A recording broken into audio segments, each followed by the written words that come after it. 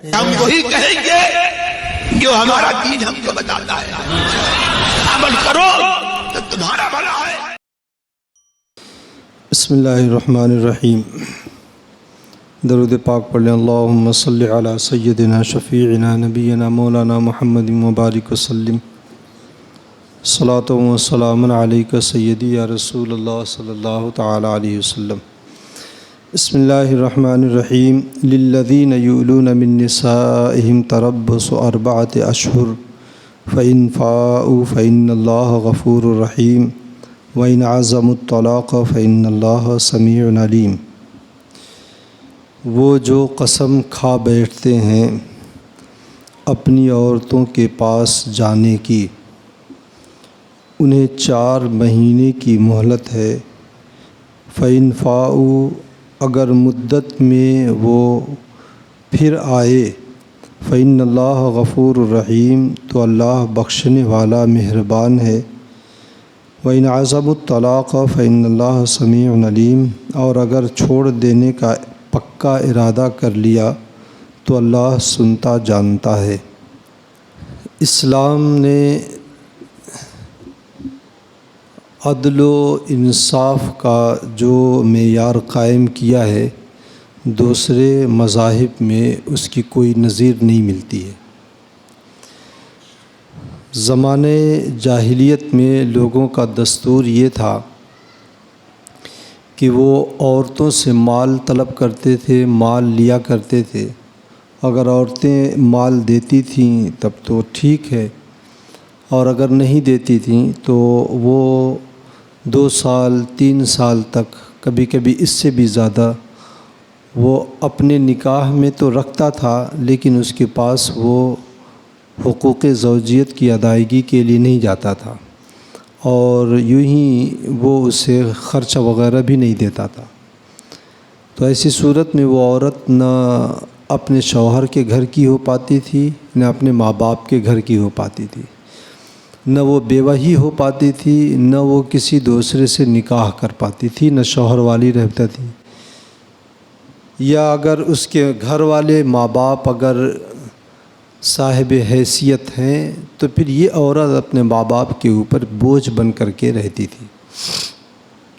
اس طریقے سے یہ عورتوں کے اوپر ظلم ہوتا تھا، اور صرف عرب کی دنیا ہی میں نہیں بلکہ تقریباً تمام ممالک میں عورتوں کے ساتھ یہ ناانصافی قائم رہی۔ خود ہمارے وطن عزیز میں، ہندوستان میں، جو برادران وطن ہیں، ان کے یہاں آج بھی کسی عورت کو شوہر کے مرنے کے بعد دوسری شادی کرنے کی اجازت نہیں ہے۔ اور زمانے قدیم میں تو ان کا طریقہ یہ تھا کہ اگر شوہر مر جاتا تھا تو شوہر کے ساتھ ساتھ بیوی کو بھی آگ میں جھونک دیا کرتے تھے، جسے ستی کی رسم کہا جاتا تھا۔ اب اس زمانے میں تو وہ نہیں ہے، لیکن اب بھی من وجہن عورتوں کے اوپر ظلم ہے۔ اسی طریقے سے ماں باپ کی میراث میں سے دیگر مذاہب میں عورت کو کچھ بھی حصہ نہیں ملتا تھا۔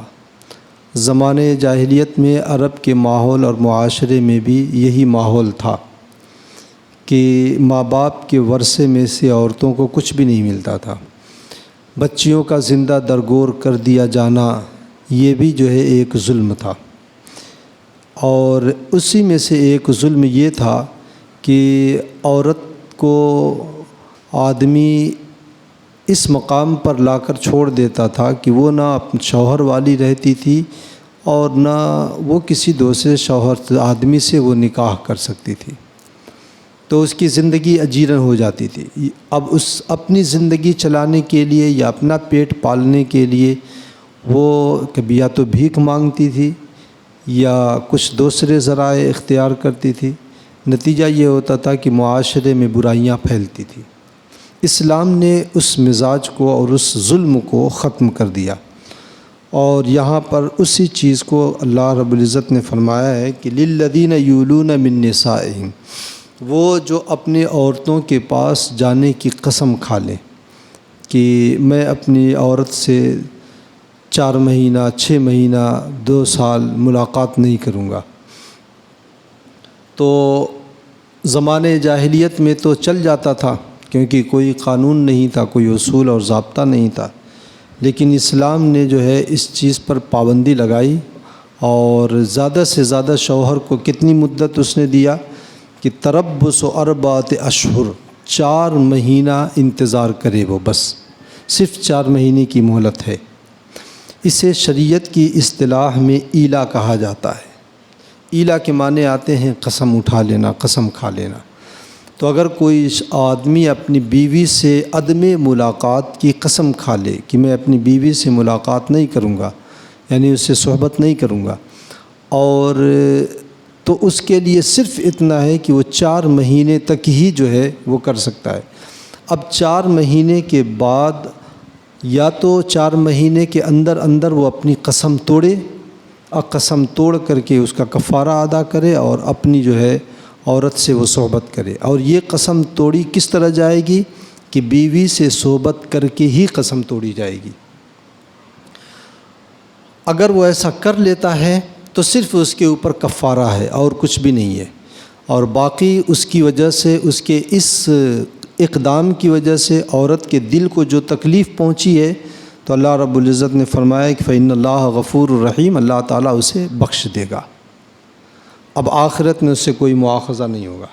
لیکن اگر 4 مہینے سے زیادہ ہو جاتا ہے تو یہ نہ سمجھے کہ بیوی میرے نکاح میں ہے، نہیں، بلکہ بیوی کے اوپر خود بخود طلاق بائن پڑ جائے گی۔ اس کے لیے کچھ شرطیں ہیں۔ وہ شرط یہ ہے کہ ایلا کے لیے، جسے ایلا کہا جاتا ہے، اس قسم کے لیے ضروری ہے کہ مدت کو بیان بھی کرے، جس مجلس میں یہ قسم اٹھائے اسی مجلس میں مدت کو بھی بیان کرے کہ اتنی مدت تک کے لیے، مثلا 6 مہینہ 8 مہینہ 1 سال، جو بھی بیان کرے۔ جس مجلس میں قسم اٹھائے اسی مجلس میں وہ مدت بھی بیان کرے۔ دوسری بات یہ ہے کہ جو قسم اٹھائے وہ قسم شرعی ہو، یعنی اللہ تبارک و تعالیٰ کے نام کی قسم ہو یا اس کی صفات کی قسم ہو۔ باقی اور جو دوسری ہم قسم ہمارے معاشرے میں رائج ہے، یہ قسم شرعی نہیں ہے، اس کی وجہ سے ایلا نہیں ہوگا۔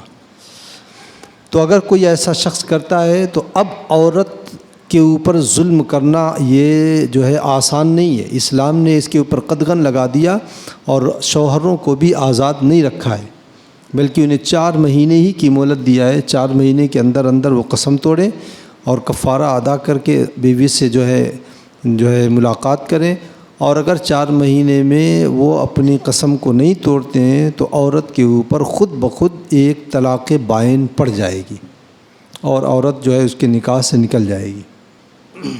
اور اگر قسم توڑ دیتا ہے تو ایسی صورت میں صرف کفارہ کا حکم اس کے اوپر ہوگا۔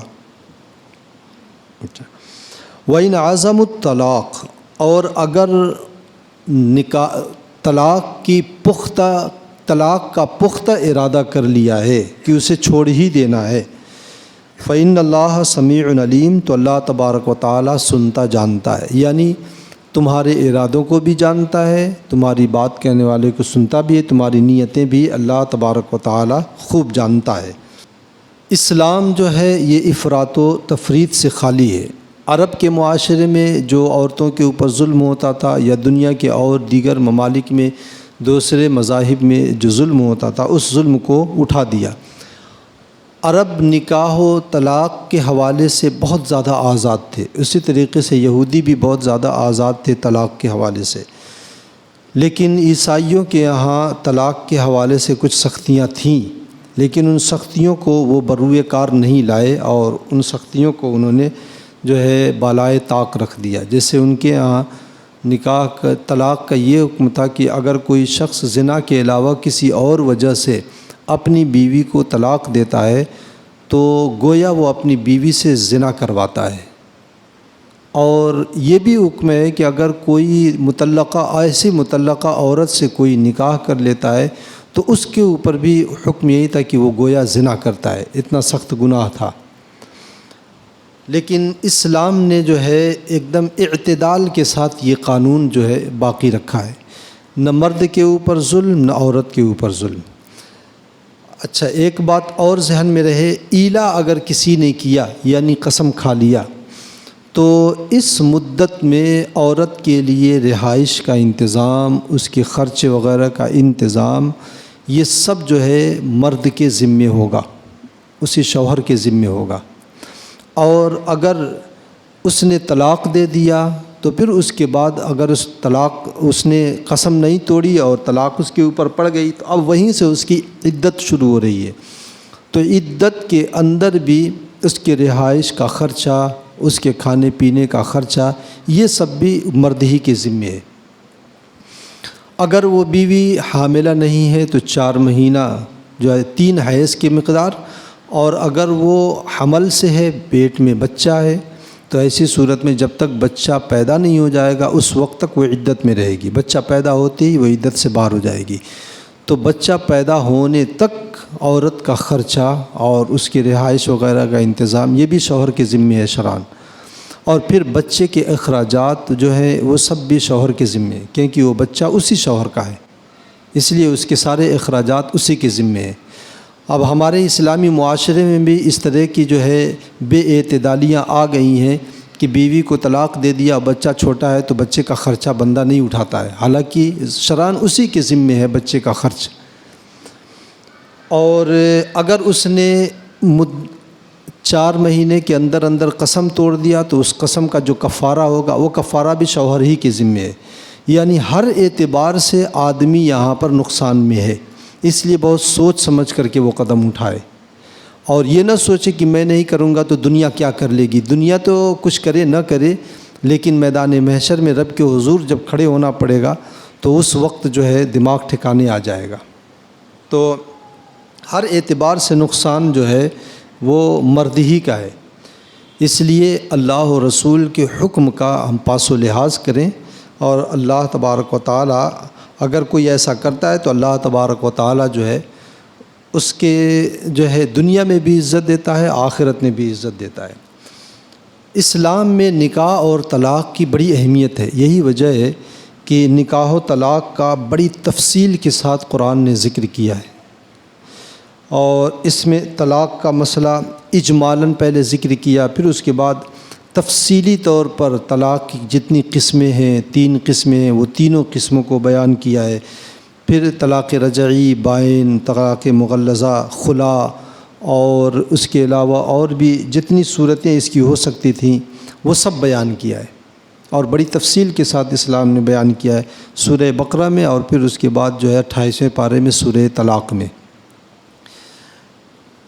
دوسرے مذاہب میں تو طلاق کو بہت آسان سمجھا جاتا ہے، لیکن اللہ کے رسول صلی اللہ علیہ وسلم کی ایک حدیث سے اندازہ لگائیں کہ طلاق کیا چیز ہے۔ اللہ کے رسول صلی اللہ علیہ وسلم نے فرمایا ہے، ان ابغض الحلال عند اللہ الطلاق، جائز کاموں میں اللہ کو جو سب سے ناپسند کام ہے وہ ہے طلاق، سب سے زیادہ ناپسند کام ہے۔ پھر اسلام نے طلاق کا جو خوبصورت طریقہ بتایا ہے، اگر ہم اس کے اوپر غور کریں تب بھی ہمیں سمجھ میں آئے گا کہ ہاں اسلامی قانون سب سے اچھا ہے۔ طلاق کے حوالے سے جو ذکر کیا ہے اس میں سب سے پہلے تو یہ کہ آدمی پہلے تو اپنی بیوی کو سمجھانے کی کوشش کرے، اگر وہ نہیں سمجھتی ہے تو اظہار ناراضگی کرے۔ اظہار ناراضگی کا یہ مطلب کہ بستر اس سے جدا کر لے، شاید اس کو کچھ بات سمجھ میں آ جائے، دل نرم پڑ جائے، لیکن اس کے باوجود بھی اگر نہیں ہوتی ہے تو ایسی صورت میں اسلام نے حکم دیا ہے کہ ایک شوہر کی جانب سے ایک بیوی کی جانب سے آدمی بیٹھے، یعنی پنچ بیٹھے، اور وہ بیٹھ کر کے جو ہے اس کا مناسب فیصلہ لیں۔ لیکن آج ان باتوں کا قطعی جو ہے لحاظ نہیں کیا جاتا ہے۔ اور پھر اس پر بھی قرآن پاک نے کیا کہا ہے کہ ان یریدا اصلاحا یوفق اللہ بینہما، اگر یہ اصلاح کی نیت سے بیٹھیں گے، بات بنانے کی نیت سے، بات بگاڑنے کی نیت سے نہیں، بات بنانے کی نیت سے یہ بیٹھیں گے تو اللہ رب العزت نے فرمایا یوفق اللہ بینہما، اللہ تعالیٰ دونوں کے درمیان اتفاق پیدا کر دے گا۔ اور پھر جو ہے اگر اس پر بھی بات نہ بنے تو اب طلاق جو ایک دم آخری مرحلے میں آ کر کے اسلام نے طلاق کا حکم دیا ہے، یعنی بات حتی الامکان بات بنانے کی کوشش کی گئی۔ 3-4 طریقے پہلے بات بنانے کے بتائے ہیں قرآن پاک میں، پھر اس کے بعد جو ہے اگر بات نہ بنے تب طلاق کی صورت۔ وہ بھی طلاق کیسی؟ اس طرح نہیں جس سے غصے میں آیا اور 3 مرتبہ آدمی جو ہے وہ زبان سے بول دیتا ہے، نہیں، بلکہ اس کا طریقہ اسلام نے یہ بتایا ہے کہ طہر جب اس کا چالو، یعنی عورت پاکی کی حالت میں ہو اور اس پاکی کے ایام میں شوہر نے اپنی بیوی سے صحبت نہ کیا ہو، اس میں اپنی بیوی کو 1 طلاق دے دے، صرف 1 طلاق۔ اب 1 طلاق دینے کے بعد اس طریقے میں کتنی خوبصورتی ہے، دیکھیں کہ 1 طلاق دینے کے بعد اب جو ہے اس کو 1 مہینے میں جو ہے 3 مہینے کی عدت اس کے اوپر گزرے گی۔ اگر 3 مہینے کی عدت گزر جاتی ہے، 3 حیض گزر جاتے ہیں، تو ایسی صورت میں وہ عورت خود بخود اس کے نکاح سے نکل جائے گی، دوسری تیسری کی ضرورت ہی نہیں ہے۔ اس 3 مہینے کے اندر ہو سکتا ہے بیوی کو بھی بات سمجھ میں آ جائے، شوہر کا بھی مزاج جو گرم تھا وہ ٹھنڈا ہو جائے اور ان کو غلطی کا احساس ہو جائے، تو رجوع کر کے وہ پھر میاں بیوی کی زندگی گزار سکتے ہیں، کسی نکاح کی ضرورت نہیں ہے۔ لیکن اگر اس پر بھی رجوع نہیں کیا تو 3 حیض کی مدت اگر گزر گئی تو ایسی صورت میں جو ہے اب وہ عورت خود ہی اس کے نکاح سے نکل گئی۔ لیکن اب وقت گزرنے کے بعد احساس ہوتا ہے غلطی کا کہ مجھے طلاق نہیں دینا چاہیے تھا، یا عورت کو بھی احساس ہوا کہ مجھ سے اس طرح گفتگو نہیں کرنا چاہیے تھا کہ شوہر ناراض ہو جائے اور بات یہاں تک پہنچ جائے، تو تب بھی جو ہے ابھی ایک راستہ کھلا ہوا ہے کہ بغیر کسی حلالے کے اسی عورت سے آدمی نکاح کر سکتا ہے۔ یہ اسلام نے کتنا خوبصورت طریقہ بتایا ہے۔ اس پر بھی اگر 1 مہینے میں جو ہے وہ طلاق، پہلے 1 طلاق دے دیا، پھر 1 مہینے دوسرے مہینے میں 1 طلاق اس کو دینی ہے، اگر رجوع کر لیا تو طلاق کی ضرورت نہیں ہے، اگر دینے ہی کا ارادہ ہے، غصہ بھی ٹھنڈا نہیں پڑا ہے، تو دوسرے مہینے میں 1 طلاق اور دے دے، تب بھی اس کے پاس 1 مہینے کا وقت ہے سوچنے کا، غور و فکر کرنے کا۔ اور اگر جو ہے طلاق نہیں بھی دیتا ہے، عدت کی مدت گزر جاتی ہے، تو ایسی صورت میں جو ہے اب پھر جو ہے اس کے پاس کھلا ہوا راستہ ہے، جب چاہے اس سے نکاح کر لے۔ لیکن اگر 1 طلاق دینے کے بعد عدت گزر جائے اور پھر وہ نکاح کرے تو 2 طلاق کا مالک رہے گا۔ 2 طلاق اگر دے دے اور عدت گزرنے کے بعد وہ نکاح کرے تو 1 طلاق کا مالک رہے گا۔ اب اس کے بعد بھی اگر غصہ نہیں ٹھنڈا ہوا تو آخری مرحلے میں جا کر کے وہ تیسری طلاق تیسرے مہینے میں اٹھا کر کے وہ دے۔ لیکن اب اس کے بعد جو ہے اب پلٹ کر کے اس عورت کا اس کے نکاح میں آنے کی کوئی صورت نہیں ہے۔ یہی ایک صورت ہے کہ وہ کسی دوسرے شخص سے نکاح کرے، پھر اس سے صحبت ہو اور وہ طلاق دے، عدت گزرے، عدت گزرنے کے بعد وہ اس سے نکاح کر سکتی ہے۔ لیکن اگر اسلام نے جو طریقہ ہمیں بتایا اس طریقے پر ہم عمل کر لیں تو نہ دنیا میں ہماری رسوائی ہو، نہ ہمارا گھر بگڑے۔